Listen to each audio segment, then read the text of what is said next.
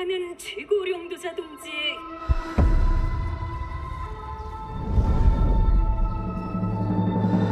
현명한 용도 아래 우리 조선 반도는 질서정연하고 강력하다. 남부 차단구역에서 발생했던 산업사고는 우리 공화국의 용적 투쟁으로 이미 수습되어 조국의 안전엔 흔들림이 없다. 차단구역은 안전하다. Inside the mall is a set of black files carrying bounty intel on a high-value target. Locate the files and eliminate the HVT. Expect contact. HVT may be in the area hunting anyone after that intel. Jeez, this place is huge. It's dark as hell. That's why you got NVGs, man. Hey, I'm gonna head downstairs real quick. See if there's any weapons or gear laying around. No, that's a negative. That's not why we're here. I'm gonna be fine. It's only gonna take 2 seconds. I say again, that's a negative. Okay, get your ass upstairs.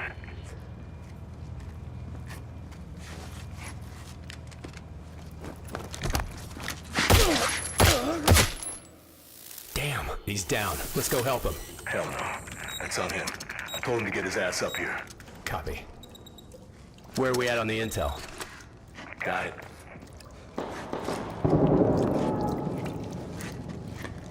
Alright, let's find that HVT. On you. Overwatch to actual. Letting that intel compromise your location. Enemies are alerted to your position. Shit. Yeah, you know we're here.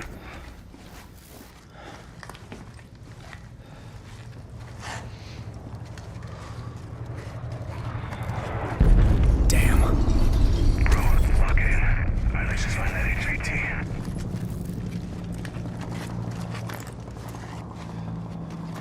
Hey, hold up. What's up? Let's just...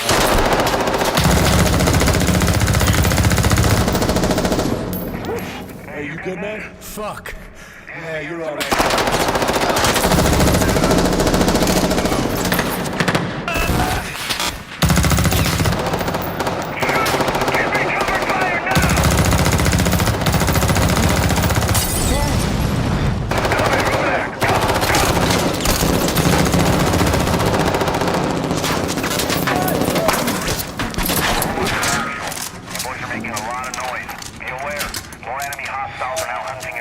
Was that the HVT?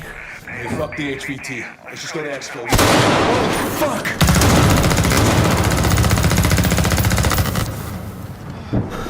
I got you, man. Yeah. You good? Yep. Let's just get out of here. All right. Let me get some ammo. Yep.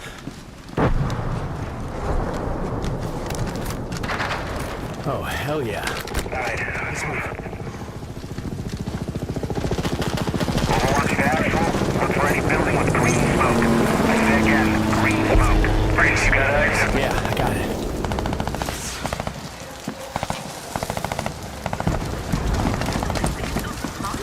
Oh, shit. 우리 공화국의 용적 투쟁으로 이미 수습되어 조국의 안전에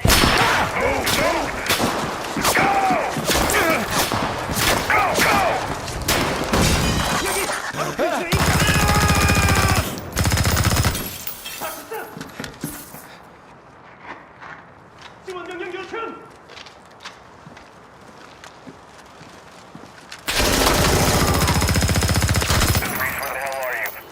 I'm inside. Get your ass to the roof right now. Copy. Please have medical. Oh, thank you.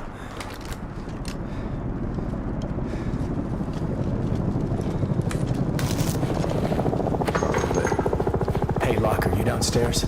Negative. I'm headed up the ladder. Going up to the roof. Oh, shit!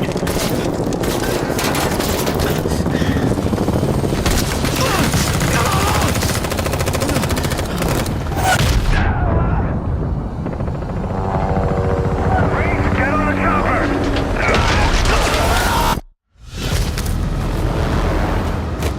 Go, go!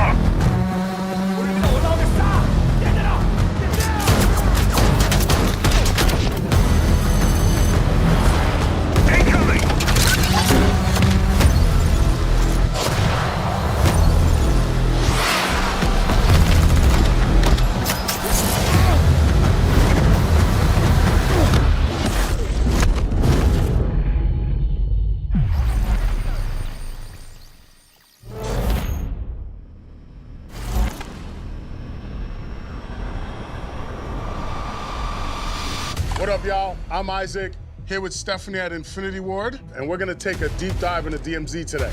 We got the gang together. It's pod time. All right, so if you're watching this episode right now, we just got the very first look at DMZ in the Xbox showcase. It was sick. I'm so excited to talk about it. Joe, tell us a little bit about what we saw. It's this kind of like, you see this state of the world of what's going on, the juxtaposition of what's being said versus what's being shown. You're getting a glimpse of Hajin. And then we go into kind of this squad rolling into DMZ on this intense mission. And very early on, one of the guys who's not really playing by the rules or not listening to his squad, he gets executed. So the rest of that video, you're actually watching through the perspective. He's watching his squad mates as they leave him behind and they continue. So you're seeing it through the helmet cam. That helmet cam perspective for us just felt tonally right. It's a really cool way to see DMZ, and it's a little bit of a tease. Like, we're not gonna show you exactly everything, but you're gonna get this really cool feel. Yeah, in general, the whole thing just wraps up, what, 4 years worth of development. Then when you see it all come together, you're like, wow, we really made a damn game. But it came out really good, I think. I just knew that this represented the experiential part of DMZ completely. Can you talk a little bit about the state of the world in Hajin? You mentioned that, you kind of tied directly to the events of the single-player campaign, but how do we find, the map and the world? Our story picks up just a little while after the events of the single-player campaign. There's a little gold rush going on between these different factions, and the North Koreans have now repopulated and taken back up the positions that they held from single-player. And so you're inserted to do various missions, and the map is all mostly South Korea, and then North Korea up at the top. I love how you guys have interwoven that Modern Warfare universe, that narrative through every aspect of the game. Obviously, making a big map like Hajin is a ton of work. Can you guys talk a little bit about the process, like the creative of how you start with that idea and bring it to life? Whenever we make one of these big maps, it's always bugged me that you don't really have this like where did everybody go? You just jump in, and when we made Verdansk or El Mazar, it's just, so when we started this day one, we started with single player and said, okay, let's create this this place. What's the inciting incident, and use that as a set dressing, as how we design and how we place things, and as a character to make the whole map really interesting.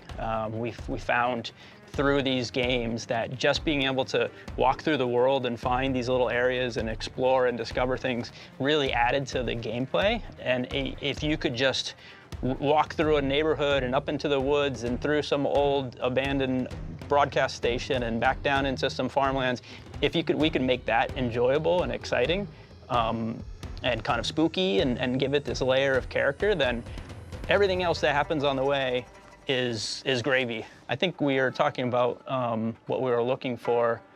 One, player growth, but also replayability.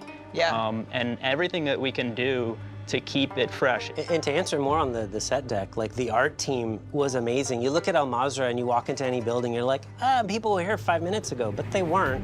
But when you look at Hajin and you go into a building, you see like, oh wow, there's panic. There's chairs knocked over and suitcases half packed, and you're like, it looks like someone left here in a rush. In a hurry, yeah. So every building is telling a story which goes all the way back to the SP campaign. It's awesome. And what's cool is like even if you don't start with the single player campaign, you could play DMZ and then you see all these things and then you're like, I want to play the prequel. Yeah. So it's almost like you could go back and play the single player and see how this city got formed and shaped the way it is. So. I've also heard that, DMZ is now a living world. How has that been, trying to make the world actually alive? I think you've always mentioned when you push the world actually pushes you back. There's a bunch of different aspects to the living world. What's in it? We can start there with the different tiers of AI that we have. Mundy could talk a little bit to the star system and how that works. Yeah, I mean, before that, though, I want to talk about the living world bit, where you said, like, why is it a living world? Like, one of the philosophies I've had as we set up the world is we treat the world like an organism, and it's all at this equilibrium. Like, if you just sat back and watched, everyone's just kind of doing their thing. The AI are traveling the map. There's guys getting trained. There's doing exercises. They're doing knife drills and all this. And you're a virus as a player. You're going in and inserting yourself into the space and kind of messing it up. And then the world wants to fight back and like put things back to normal. So that's why it's living. It's this world that's just so reactive to how you are in the space. It's like we're chilling here. We're quiet and peaceful here. Why are you coming to bother us, right? I mean, they're still evil. They're still doing nefarious things. I was about to be like, well, yeah. We're more of antibodies. Okay, maybe we're the Okay, antibodies. sure, yeah. Welcome to Biology, the podcast. Right. We work in video games. But yeah, we lean so hard into the world and making it feel alive and making it feel believable. And that when you go in, one of the difficulties with the DMZ beta was as soon as you fired your weapon, or as soon as an AI saw you and fired at you, they essentially went loud. They told a bunch of other AI that there's something bad here, and everyone went after you. And so you didn't really feel like you could control the world. And in DMZ, we now have a stealth system that allows you to step out in the open, and as soon as an AI starts seeing you, you get an audio cue, a visual cue. You can hit the deck, you can pause that combat. You can take those AI out, and if you take them out without anyone seeing, then you can kind of control the world. But if you get compromised and you keep killing more AI and you keep killing roaming commanders and whatnot, your star level goes up and the world starts to come after you. They try and get rid of you. So we're really excited for players to engage with this because it does allow them to play how they want to play. But you can also manipulate it if you fade off into the woods, which is a big part of the map, is being able to kind of just disengage. You can use suppressors. There's a bunch of different things that don't really trigger a response. And so you really can kind of determine how much it will push back to you. You guys are such big fans and players of Extraction too. You're so passionate about it, and how did you bring that experience from, you know, playing with each other, and how did it shape DMZ? Accidentally shooting Jeff in the head. Playing some unknown game. Yeah, and another extraction shooter. I think I have an enemy. Where? Oh. Shit, I just killed Jeff. How'd you get ahead? And he's like, hide my shit in the I bushes. did the exact same to Jack Reynolds. Yep. You shot at me. Yeah. You looked in your inventory, I ran ahead, and you're like, I think I see someone. Where? I'm taking shots. Yeah. I'll cover you. Where are they from? Yeah. So a goal was to make it a bit more accessible. Yeah. Head icons, letting you know that you actually have teammates, being able to find a way to extract them. Just try to, you know, kind of make it, you know, more accessible. Yeah. I think one of the things when we looked at, you know, starting DMZ was the different types of players, and how could we build something that appealed to a wide variety of players. So you have your people who are your collectors or your looters, you have your people who are your narrative players, you have your PvPers, you have your PvEers who really like playing against AI or other bosses and things. And so that was our kind of challenge to ourselves, is if we can find a success condition for each of those players as they come into this mode, then everyone can exist together, play together, work together, hunt each other. And that was kind of the birth, I think, of DMZ. Yeah, that defines what we mean when we say accessible. Like, it takes all sorts of players. The community is diverse, and that's what makes the experiences so interesting. That's what ends up having these amazing different stories that come out from DMZ, because people are playing it in different ways, but all in the same space. Yeah. We actually did surveys in-game in terms of actually getting data from the players and getting feedback from the players of what they like to do, and that's where we came up with the conclusion that, like, yes, there was very diverse activities that people like to do in varying differences. Like PvP is a big centric aspect of this, but so is all the other activities that people were doing. And as we play live extraction shooters as well, I think there's something for us to the genre, which is the stakes, you know, like the loss, the like putting everything on the table, that excitement that you're only getting in these types of game modes. You know, it's a little bit. Yeah, but it's cool. It's you know, if you equate it to like VR, there's no pressure pushing you to do these actions. It's kind of this really beefy mid game of a VR where you just can kind of go and you go where you want, and you kind of determine your level of participation or anxiety, or the adventure that you want to go, right? And you can change mid-match. Okay, Mundy, I've got a fun one for you. Oh no. Infill to exfil. Oh my. Take us through what a match looks like. What are we experiencing? Give us the high-level hits. I mean, gosh, everyone's got a little bit of an input on this one in particular, but I've been thinking a lot about what makes a full deployment. And the crazy thing about it is it's not really a one-size-fits-all. That's the thing. So you infill, you get to choose how you want to infill, and if you've done free roam or dynamic ops or story mission, there's going to be maybe an objective marker on the HUD or maybe not. And it's kind of you've chosen like your level of involvement on where the game's going to kind of tell you where to go. And from there, we kind of go, you're going from point A to point B, whatever, if it's a mission you picked or it's an objective just from the front end. And it's about what you run into along the way. It's like almost like little side quests pop up. And when you finally get to exfil, hopefully you exfil, everyone has a story. And that's the thing, it changes every single time. I mean, we'll have playtests and people come like, I can't believe this thing happened and I did this and the exfil chopper and a rocket came in and knocked me out. And it's like, people are telling stories of DMZ and they're always different. And that's, I think, one of the most amazing things about the DMZ space. You said there are different ways to infill. Yes, there are. Yeah, well, I mean, you get to pay for, using cash that you've found in the game, different ways. And maybe you want to have an advantage of a vehicle with you because you got to get somewhere really fast.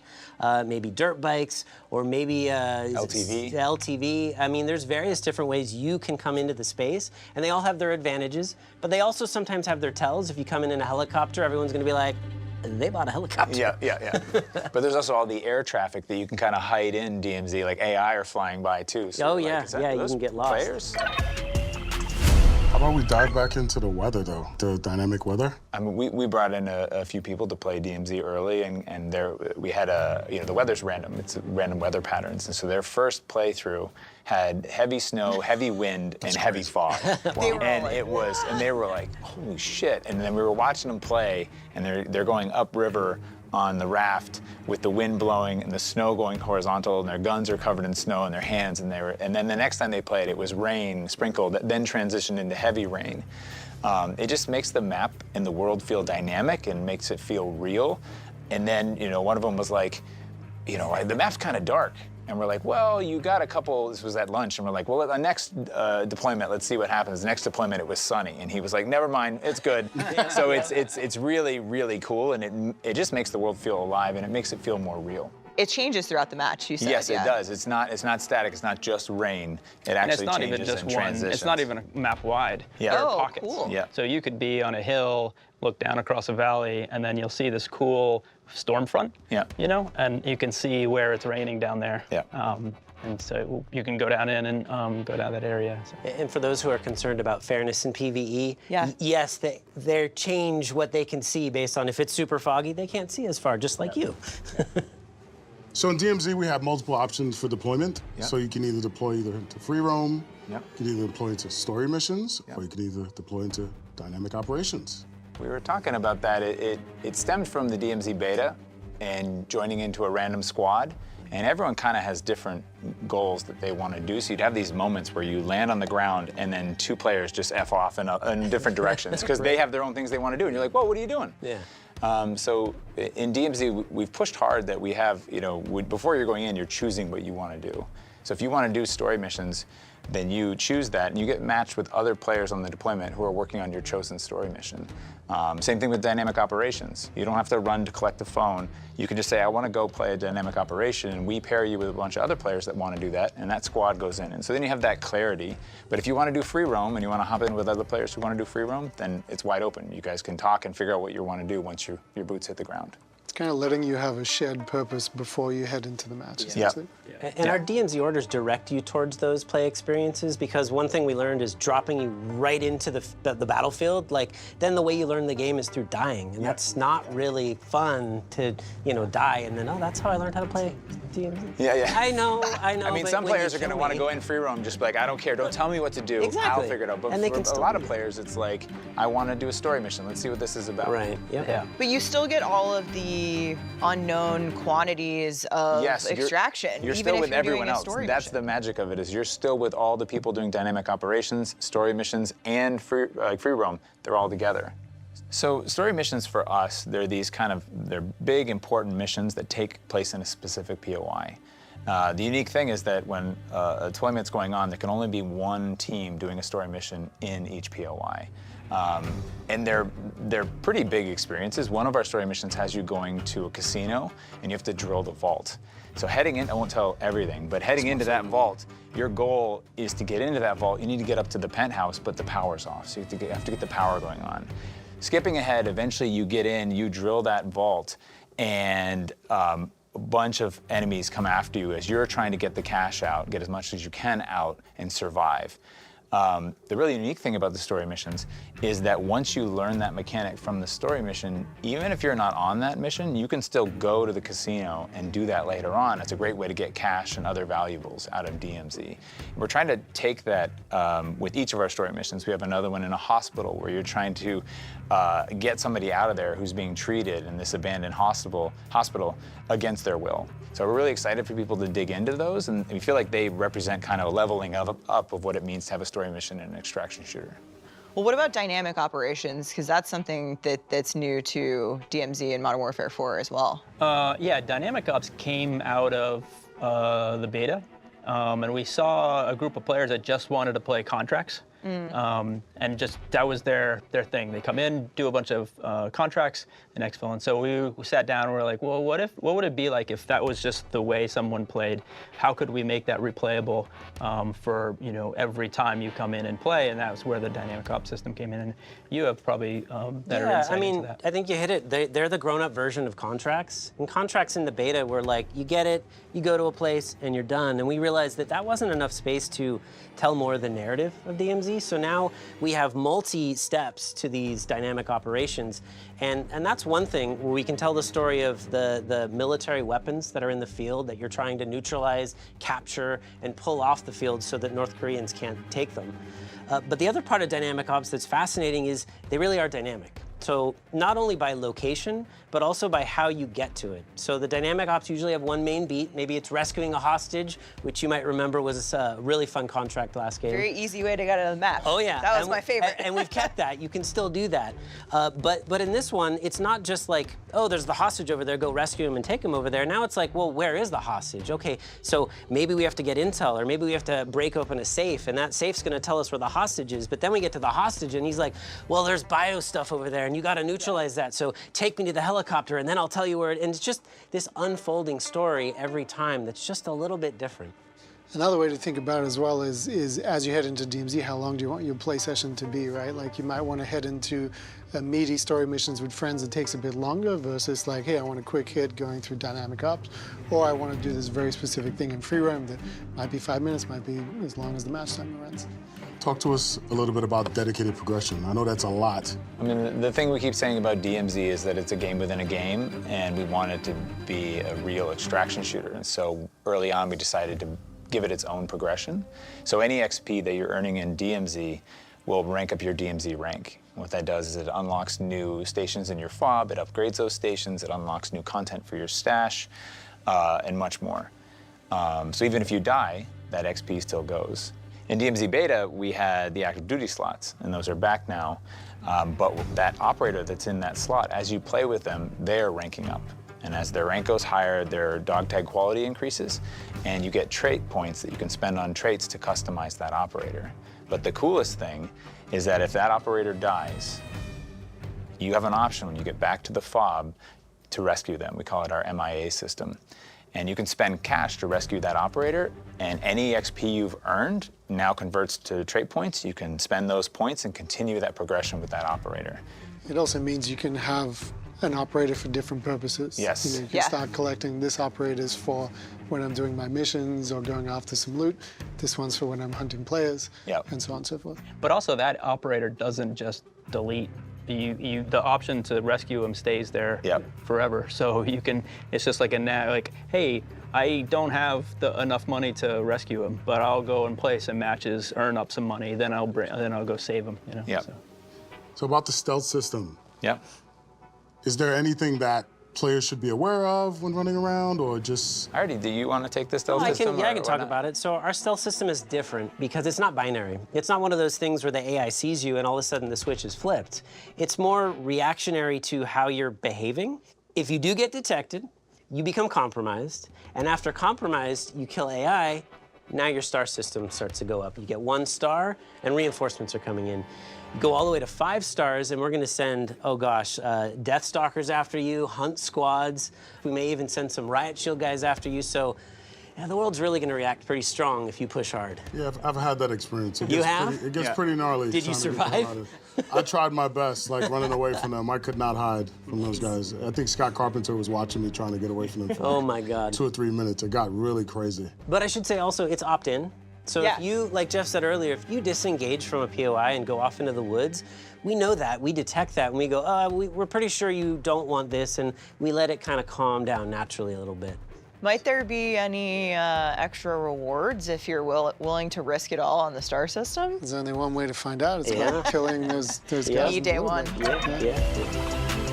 Tell us how looting and crafting will work in the game. It's been a group effort, right? From the design of Hajin to what kind of loot you're going to find in the game to the containers. And the goal from the start was that there's a logical layer to looting. So if I'm from the buildings you go into, so if I'm looking for military gear, I'm going to be hitting police stations. If I'm looking for medical gear, I'm going to be hitting clinics and hospitals. And if I'm looking for printer materials, I'm going to be hitting residential buildings. I'm going to be hitting gas stations. If I need radiation gear, I'm going to be hitting the fire stations. And if you need money. And if you need money, you got the vaults, you got the cash registers. We also pushed really hard if you are desperate and you need a bandage to heal your wound, that every bathroom generally has a medicine cabinet, so you can check in there. So it's all built around realism as much as we can, to where I think I might find something, I can go to find that thing. So that's kind of like layer 1 to the looting system. It also gives really strong purpose to the looting, because all those items those places you're going, you're also finding crafting materials. So if you didn't find the thing you were looking for, if you didn't find the plate carrier in the police station, you can come back to the fob and you go into your printer, and if you have the right printer ingredient, you can print your plate carriers, you can print your backpacks, and much more. There might be some items that you need to craft more powerful items that you can only find on roaming commanders or on bosses. Yep. So you're going to have a fight on your hands if you want to get your hands on them. The fob is going to be a really cool spot for you and your people to just kind of hang out. But there's also, what you guys are missing is that there's also a firing range in the fob too, no? Mm-hmm. Yep. Yeah. You know, so you can test out your weapon, whatever you just bought from the gunsmith, you go test it out in the firing range real quick. Yep. But it's kind of just a hangout spot for you and your team. You don't have to deploy immediately, but you can kind of just chill in there before you guys are ready to deploy. Yeah, and the fob is really fun and it's cool to run around. And when people are waiting to deploy, they're sliding and jumping. Yeah. But anything you can do in the fob, you also can open up the menu and just quickly jump with our quick nav between your 3D printer to your stash to your gunsmith. So it's all really, really quick and easy to use on keyboard and mouse and controller. And the fob is a place that you start off in, you have your fob, and then you can invite friends to your party, and then they appear in your fob. But it's just you and your friends. It's not anybody else. Yep. Tell us about the different tiers of enemies that you're going to face in the DMZ. Generally, as you work through DMZ, you're kind of our tier 1 grunts, right? And then some areas are tier 2s, and we go all the way up to tier 4s, right? And those are the kind of like the scary hunt squad guys that are coming after you. And then a layer on top of that are our lieutenants. Our lieutenants are very dangerous AI. They're never alone. And then Mundy should talk about the next layer of that, which is our roaming commanders. Oh yeah, which Jack mentioned, roaming commanders are going to be the hardest, and we really are looking for entire squads or even multiple squads to take these guys down. We have drone swarms, death stalkers. Yeah, so another one of our roaming commanders is the Juggernaut, and we bring the Juggernaut back this time, and they have depleted uranium rounds. And those rounds will absolutely melt your armor. They'll also melt your vehicles. I mean, they will take them out so fast. In fact, I was testing out some of these mechanics locally at my desk, and I forgot that I had spawned a Juggernaut, and I'm in a helo going past it, and it just melted my helicopter. It was done. And I didn't have a parachute, so I fall to the ground and I'm dead, and I'm just like, well, I guess that works. Yeah. And then the most powerful one, I think, is our tank. And the tank has main gun, which will take out your vehicle in one hit. Yep. And then an MG on the top, which will take you out when you're on the ground. Holy. It's got reactive armor, so even if you have an RPG, it might not do that much. And of course, it's got loot in it. You want to kill this thing to get specific loot to craft specific things in your fob. So sometimes you have to kill it. Yep. And didn't one just hit somebody in the chest? Yes. We were testing AI, and the person was running out the front window, and they mantled just as the tank came over the hill, and just like, whoop, just straight in the chest. Quickly had to apply the tourniquet and get back up.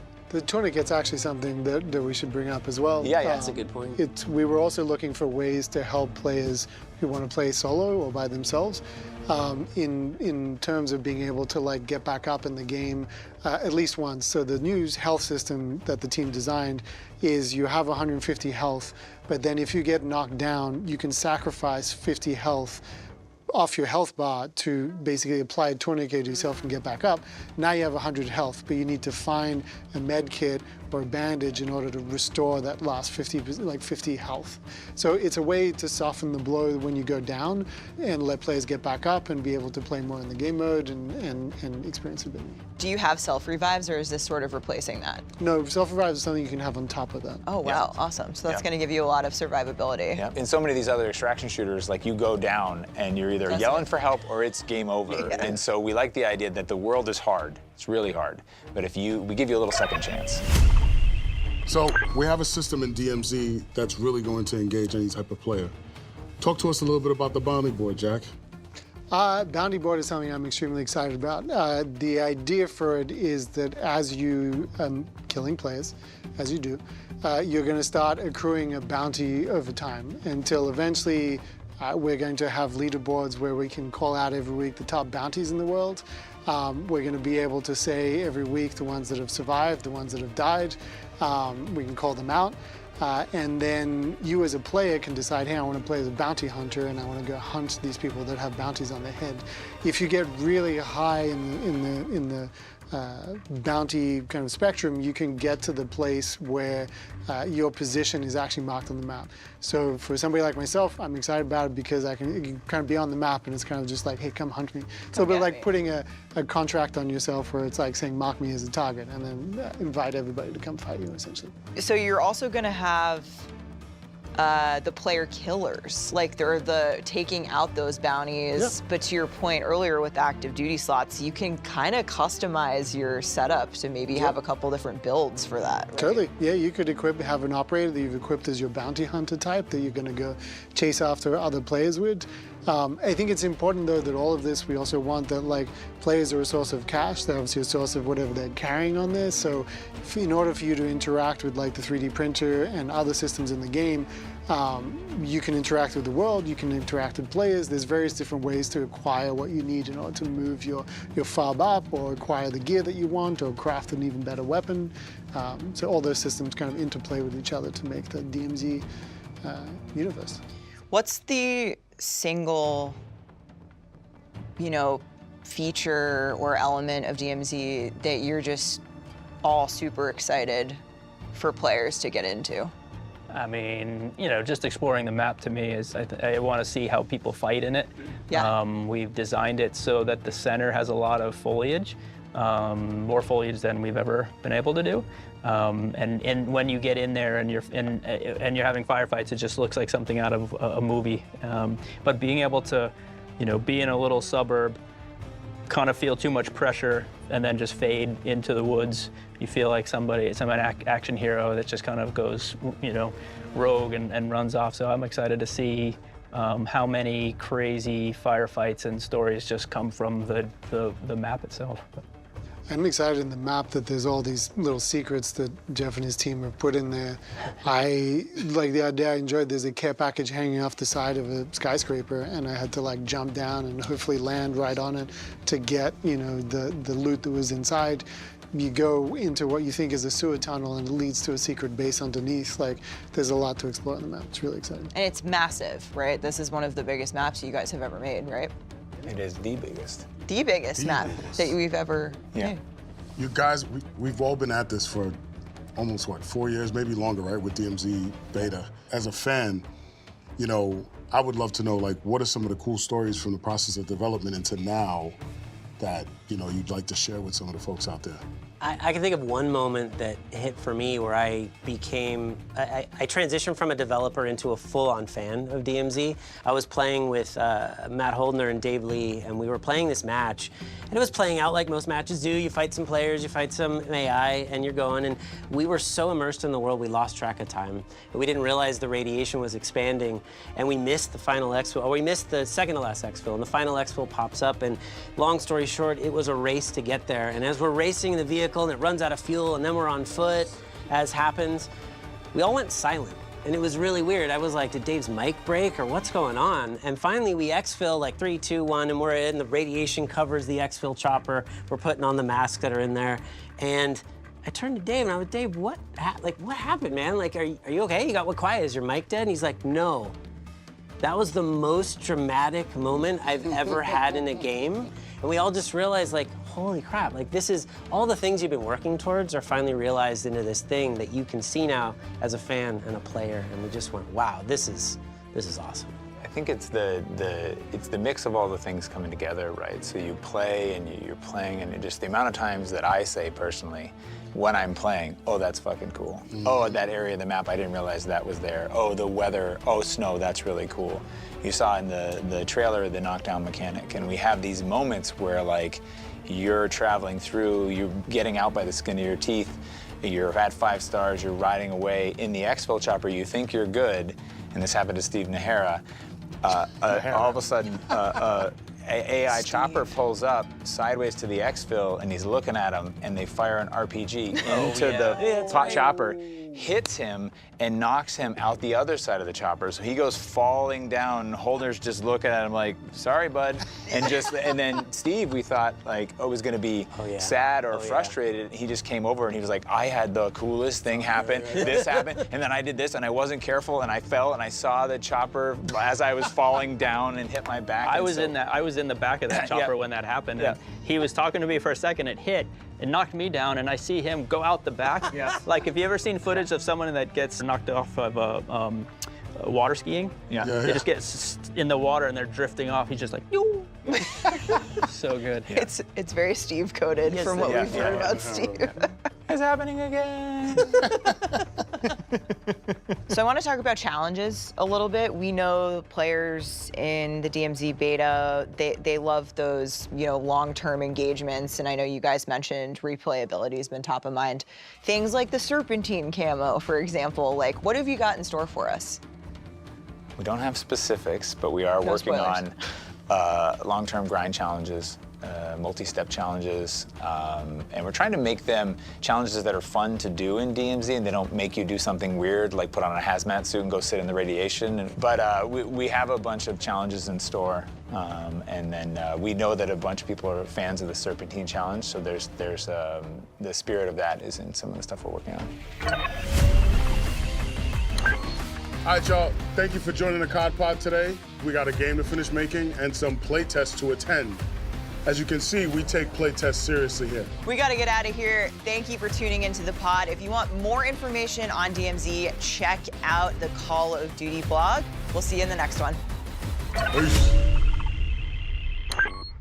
We're just inviting Steve to see the belt.